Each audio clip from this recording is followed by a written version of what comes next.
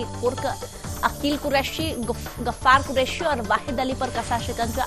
Police प्रशासन की लगातार कार्रवाई जारी। बिजनौर में मुस्लिम दोस्त ने की हिंदू दोस्त की हत्या, इलाके में फैली सनसनी। परिजनों ने शव सड़क पर रखकर कर दिया जाम। जिलाधिकारी ने लिया संज्ञान, कार्रवाई जारी।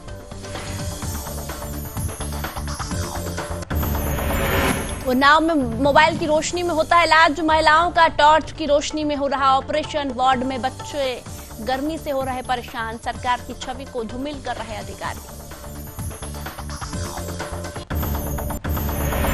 मुजफ्फरनगर में सुदर्शन न्यूज की खबर का बड़ा असर, अवैध नशे व ड्रग्स के कारोबार पर कार्रवाई। अस्पताल चलाने वालों में मचा हड़कंप, मेडिकल स्टोर पर की गई छापेमारी। पूर्वोत्तर रेलवे मनाएगा स्वच्छता पखवाड़ा, त्योहारों पर स्पेशल ट्रेन चलाने की तैयारी पूरी। ट्रेनों में स्वच्छता का रखा जाएगा पूरा ध्यान, मंडल रेल प्रबंधक ने दी जानकारी।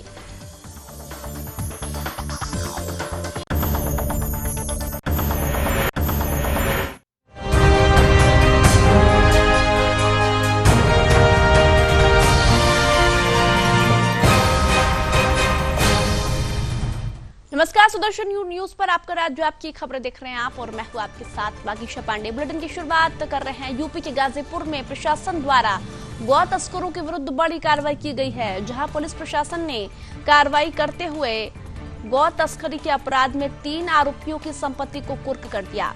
साथ ही 5.5 करोड़ की संपत्ति कुर्क कर दी गई। जिला प्रशासन की ओर से शुक्रवार को जमानिया कस्बा बाजार के कुरैशी मोहल्ला निवासी गौकशी के 3 अभियुक्तों अकील कुरैशी, गफ्फार कुरैशी व वाहिद अली को धारा 14 के अंतर्गत 5,20,70,000 की अचल संपत्ति को शुक्रवार को कुर्क कर दिया गया। इस कुर्क की कार्रवाई में पुलिस अधीक्षक रोहन प्रमोद बोत्रे व अपर पुलिस अधीक्षक ग्रामीण अभिषेक भारती, तहसीलदार समेत तमाम आला अधिकारी मौजूद रहे।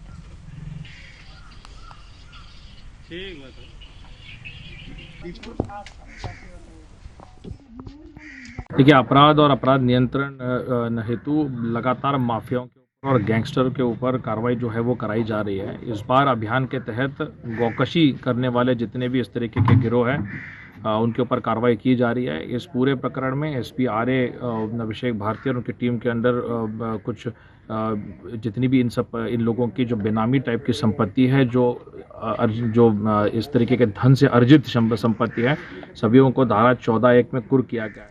खबर यूपी के बिजनौर से है, जहां नगीना में साथ रहे मुस्लिम सहपाठी ने एक हिंदू दोस्त को चाकू से वार कर हत्या कर दी और मुस्लिम दोस्त फरार हो गया। ये दोनों नाबालिग बताए जा रहे हैं। आपको बता दें, नगीना के भटियार सराय मोहल्ले के जुनैद और गांव काजीवाला निवासी 16 वर्षीय रोहित दोनों पास के ही स्कूल में पढ़ते थे। बताया जा रहा है कि दोनों में गहरी दोस्ती थी, दोनों स्कूल साथ साथ आया जाया करते थे। वहीं कल ये भी दोनों दोस्त स्कूल से घर को वापस आ रहे थे, तभी जिहादी जुनैद ने अपने दोस्त को मारने के इरादे से आम के बाग में ले गया और अपने बैग में रखे चाकू से रोहित की गर्दन काटी, जिससे रोहित की दर्दनाक मौत हो गई और जिहादी दोस्त फरार हो गया था। पास से ही गुजर रहे किसान ने इसकी सूचना पुलिस को दी। पुलिस ने गर्दन कटे शव को बरामद कर लिया। पुलिस की जांच में पाया कि जुनैद को शक था कि रोहित उसकी बहन से बात करता है।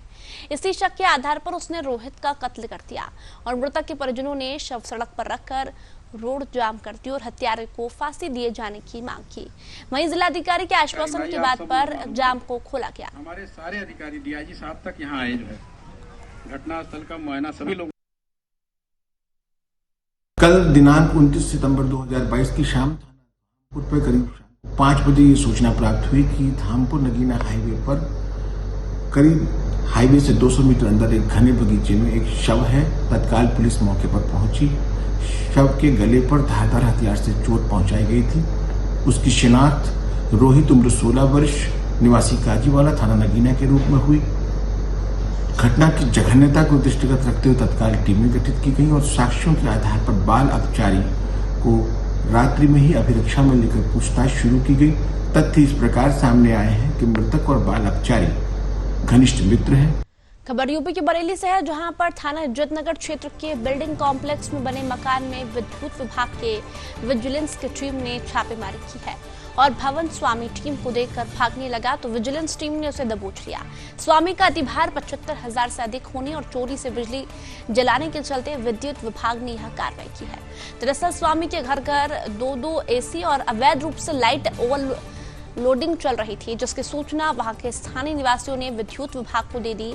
इस संदर्भ में जब अधीक्षण अभियंता से बात की तो उन्होंने बताया कि सरकार द्वारा जनहित में जारी योजनाओं का पालन न करने पर, विद्युत बिल अतिभार हो जाने पर सरकार द्वारा यह कार्रवाई की गई है और पत्नी के नाम लगे कनेक्शन को अधिभार के चलते काट दिया गया।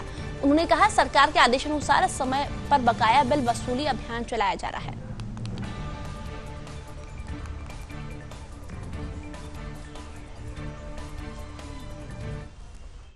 बिजली विभाग बकायेदार उपभोक्ताओं से बिल वसूली के लिए सघन वसूली अभियान चलाता रहता है और ये सतत प्रक्रिया है। उसके बाद भी कहीं किसी क्षेत्र में अगर कोई उपभोक्ता जिसके ऊपर बड़ा बकाया है वो छूट रहा है तो उसके ऊपर जैसे ही वो संज्ञान में आएगा तुरंत कार्रवाई होगी और जरूर किसी न किसी टीम की वो सूची में नाम रहा होगा। बिल्कुल जो आपने ये दिखाया तो मैंने इसको नोट कर लिया है। इस बिल में मैं देख रहा हूँ कि जून महीने में 30,000 रुपये उपभोक्ता ने जमा किया है। पूर्वोत्तर रेलवे के लखनऊ मंडल ने स्वच्छता पखवाड़ा 2022 को मनाने की तैयारियों को अंतिम स्वरूप दे दिया है और पूर्वोत्तर रेलवे की महत्वपूर्ण उपलब्धियों की जानकारी देते हुए मंडल रेल प्रबंधक मोनिका अग्निहोत्री ने बताया कि ट्रेनों के संचालन को और सुगम बनाने के लिए लगातार प्रयास किए जा रहे हैं। साथ ही इस बार त्योहारों के मौसम को देखते हुए विशेष ट्रेनों की संख्या में इजाफा भी किया गया। स्वच्छता पखवाड़े को ध्यान में रखते हुए इस बार सभी ट्रेनों में विशेष स्वच्छता अभियान भी चलाया जाएगा, जिससे यात्रियों को यात्रा करने में कठिनाई नहीं होगी। रेल प्रबंधक ने यूटीएस मोबाइल ऐप के प्रचार प्रसार के तहत को जोड़ने और यूपीएस मोबाइल ऐप के जरिए टिकट बुक करने के संबंध में भी जानकारी दी। मोनिका अग्निहोत्री ने बताया कि स्वच्छता पखवाड़े के तहत ट्रेनों के साथ साथ सभी रेलवे स्टेशन की सफाई पर भी जोर दिया जाएगा।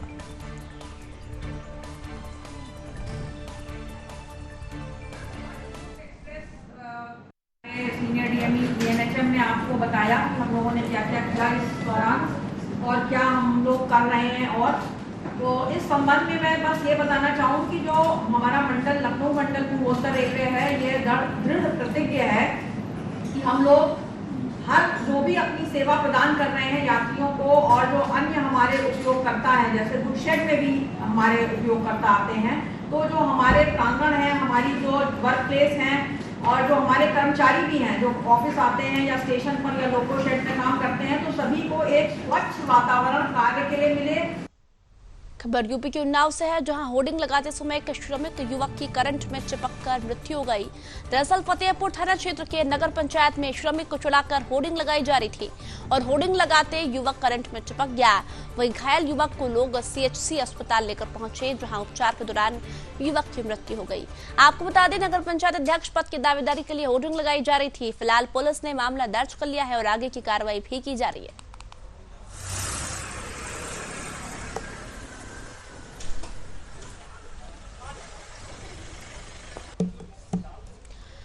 खबर यूपी के उन्नाव से है, जहां सुबह के मुख्यमंत्री लगातार स्वास्थ्य सेवाओं को अच्छा करने में लगे हुए हैं, लेकिन उनके अधिकारी उनकी महत्वाकांक्षाओं पर पतीला लगा रहे हैं।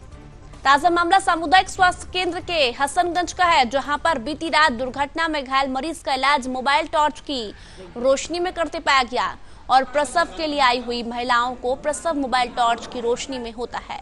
प्रसव के बाद महिला वार्ड में जच्चा बच्चा गर्मी से परेशान रहते हैं।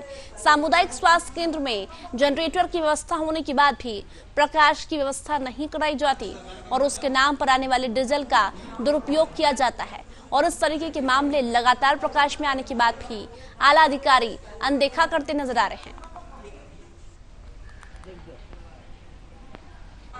उन्नाव जनपद के स्वास्थ्य केंद्र में लगातार बदहाली का मामला नजर आ रहा है। ताज़ा मामला उन्नाव जनपद के सामुदायिक स्वास्थ्य केंद्र हसनगंज का है, जहां पर बीती रात दुर्घटना में घायल मरीज का इलाज मोबाइल टॉर्च की रोशनी में करते पाया गया। यहां तक प्रसव के लिए आने वाली महिलाओं की प्रसव भी मोबाइल टॉर्च की रोशनी में होता है। लगातार शिकायतों के बाद भी अधिकारी इस ओर ध्यान नहीं दे रहे हैं, जबकि जनरेटर के लिए आने वाले ईंधन का दुरुपयोग हो रहा है, यह भी एक प्रश्न चिन्ह है। उन्नाव से सुदर्शन न्यूज के लिए दीपांकर सिंह। यूपी के मुजफ्फरनगर में एक बार फिर से अवैध नशे व ड्रग्स का कारोबार तेजी से फल फूल रहा है। इसी कड़ी में पुलिस ने कार्रवाई करते हुए मौके से नशीली दवाई और इंजेक्शन की बड़ी खेप बरामद की है। तो वहीं दूसरी ओर मुजफ्फरनगर ड्रग्स विभाग को मामले की जानकारी तक नहीं दी गई। दरअसल थाना पुलिस ने एक सूचना के आधार पर एक मेडिकल स्टोर पर छापेमारी कर दी। वहीं छापेमारी करते हुए 42,000 की नशीली गोलियां व लगभग 8,000 कैप्सूल व भारी मात्रा में नशीले इंजेक्शन बरामद किए हैं, जिन्हें बाजार में ऊंचे रेट पर चोरी छिपे बेचा जा रहा था। तो वहीं पुलिस ने उवेश पुत्र अंसार सहित 3 लोगों को गिरफ्तार कर जेल भेज दिया है। प्रशासन ने सुदर्शन न्यूज की खबर का संज्ञान लेते हुए बड़ी कार्रवाई की, जहां अभी तक सैकड़ों फर्जी अस्पताल सील कर दिए गए और बाकी सभी अस्पतालों की जांच की जा रही है। इस कार्रवाई को लेकर फर्जी मेडिकल स्टोर व अस्पताल चलाने वालों में हड़कंप मचा हुआ है।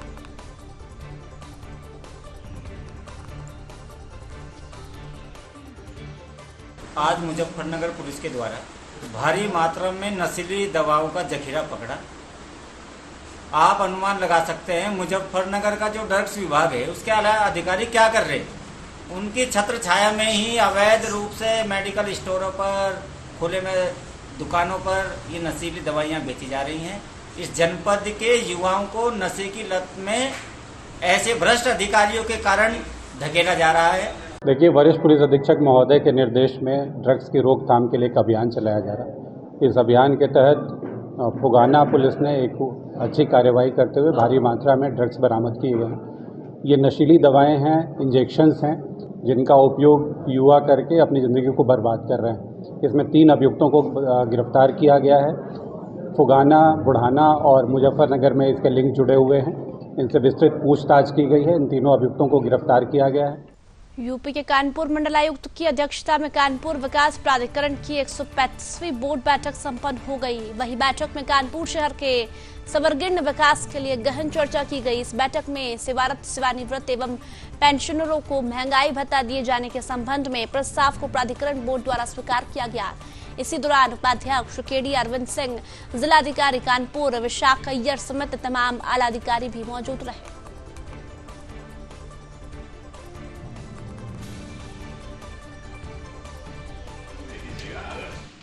आज 135वीं केडीए का बोर्ड मीटिंग हुआ है और इसमें सभी सम्मानित जो सदस्य प्रतिभाग उनके द्वारा किया गया था और बहुत सारे महत्वपूर्ण विषयों पे विस्तृत रूप से यहाँ पे डिस्कशन हुआ और महत्वपूर्ण जो है इसमें डिसीजन भी लिया गया है बोर्ड द्वारा।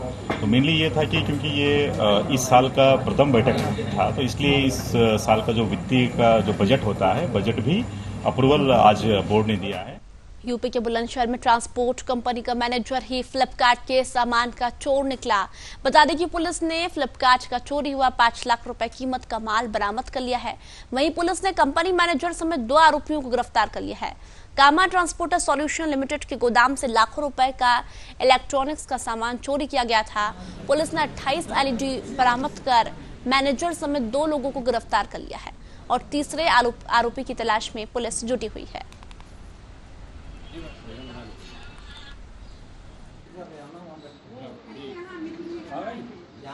ये थाना कोतवाली देहात क्षेत्र में एक गोडाउन था जिसमें कि कुछ इलेक्ट्रॉनिक गुड्स स्टोर किए गए थे। इसमें चोरी हुई थी और जिसमें कि वहाँ पे स्टोर्ड बहुत सारा इलेक्ट्रॉनिक आइटम गायब हुआ था। इस संबंध में मुकदमा दर्ज कर जब विवेचना की गई तो आज उसी क्रम में 2 लोगों को गिरफ्तार किया गया है, जिनके पास से चोरी किए गए कुल 24 LED टीवी, एक साउंडर और एक छोटी गाड़ी जिसमें कि ये चोरी का सामान लेके गए थे और एक और गाड़ी छोटी जिसमें कि इस सामान को लोड किया गया था। कुल 2 गाड़ियां इनके पास से बरामद की गई हैं। खबर यूपी के महोबा से है, जहां खुर्द गांव में पुरानी रंजिश के चलते दबंगों ने युवक की गोली मारकर निर्मम हत्या कर दी। हत्याकांड की सनसनीखेज वारदात से इलाके में हड़कंप मच गया। दरअसल खुर्द गांव में रहने वाले कट्टू यादव, कोमल यादव और राकेश यादव गांव के ही रविंद्र यादव ने पुरानी रंजिश के चलते विवाद चला रहा है। मृतक के परिजनों का आरोप है कि राकेश यादव, जो CRPF में है, बीते दिनों अवकाश पर घर आया हुआ था।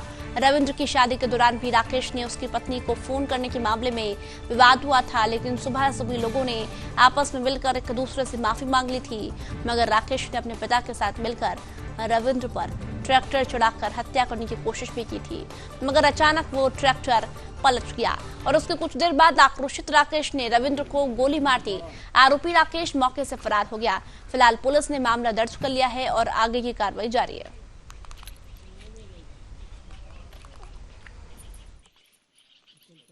ये थाना कुलपहाड़ में रावतपुरा गांव है, जहां आपसी रंजिश को लेकर गोली चलाकर एक व्यक्ति की मृत्यु होने की घटना प्रकाश में आई है।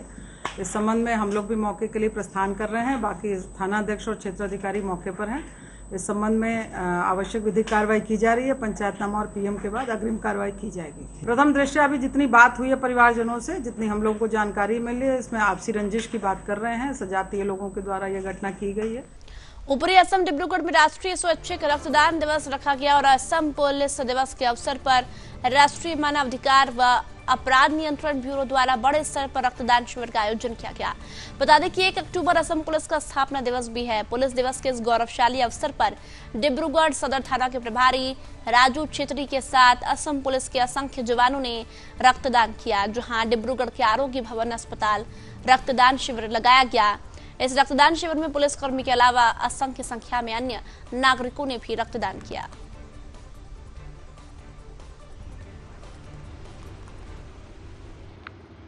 ब्लड डोनेशन तो हर किसी को करना चाहिए। बीइंग ए पुलिस कि मैं एक रेस्पॉन्सिबल सिटीजन भी हूँ, तो पुलिस का काम हमेशा अलग तरह से देखा जाता है समाज में, तो उसको थोड़ा डाइवर्ट करने के लिए तो हमने ब्लड डोनेशन के बारे में सोचा हूँ आज।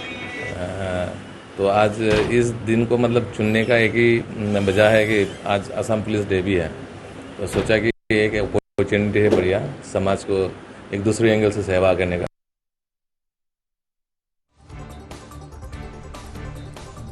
खबर बिहार के बगहा के रामनगर से है, जहां वाल्मीकि टाइगर परियोजना का आदमखोर हुआ बाघ गुरुवार की देर शाम रगिया जंगल में प्रवेश कर गया। शुक्रवार को डमरपुर और डुमरी गांव के पास दिखने के बाद अपनी पुरानी आदत के अनुसार दिन में जंगल में चला गया। वहीं पदाधिकारी उसके जंगल से रात में रिहायशी क्षेत्र में आने को लेकर आशंकित है।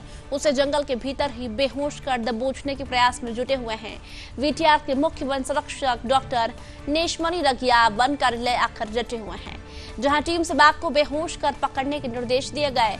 बताते चले कि आदमखोर हुआ बाघ कई लोगों को अपना निशाना बना चुका है और स्थानीय लोगों में बाघ को लेकर काफी डर बना हुआ है। तो वहीं वन विभाग की टीम बाघ को पकड़ने का हर संभव प्रयास करने में जुटी हुई है।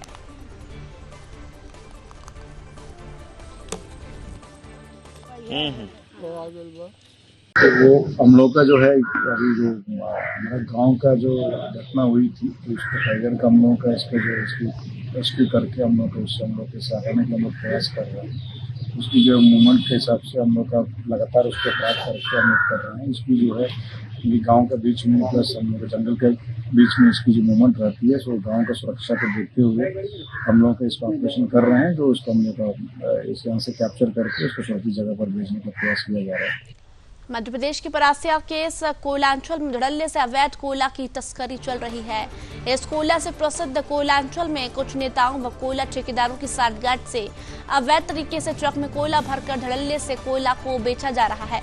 वहीं कोयला खदान के प्रबंधक नींद से सो रहे हैं। इस सरकारी कोयला की रक्षा के लिए केंद्रीय पुलिस बल भी लगा हुआ है, फिर भी ट्रकों से भरकर लाखों का कोयला लगातार हेरफेर होता हुआ नजर आ रहा है और सरकार को करोड़ों का चूना लगाया जा रहा है। तो वहीं अब आगे देखना ये होगा कि कोयला की तस्करी पर स्थानीय प्रशासन आगे आकर क्या कड़ी कार्रवाई करता है।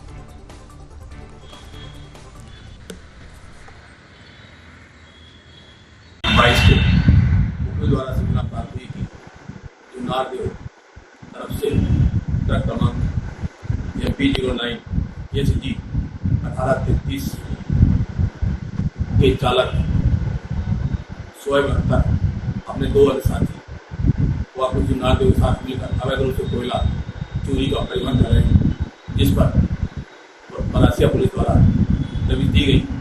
तो वो ट्रक में करीबन 28 तक कोयला पाया गया और कोई कागजात नहीं पाए गए। मध्य प्रदेश के टीकमगढ़ जिले में महिला हेल्प डेस्क कक्ष का उद्घाटन किया गया। दरअसल आए दिन होने वाले अपराधों की रोकथाम के साथ ही महिला सशक्तिकरण को बढ़ावा दिया जा रहा है और महिलाओं को उनके अधिकारों के प्रति जागरूक किया जा रहा है और जागरूक होकर कानून की सहायता लेने की बात भी कही जा रही है। इसके साथ ही महिलाओं की सुरक्षा व्यवस्था को लेकर शासन ने कई कड़े कानून बनाए हैं। महिला सशक्तिकरण के साथ ही महिलाओं को जागरूक करने के लिए समय समय पर अभियान भी चलाए जा रहे हैं।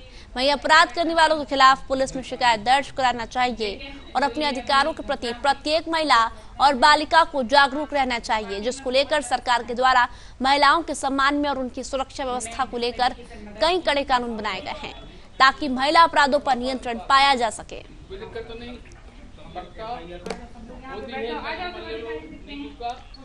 और आपको राज्य आपकी खबरों में फिलहाल इतना ही। आप देखते रहिए सुदर्शन न्यूज। जय हिंद।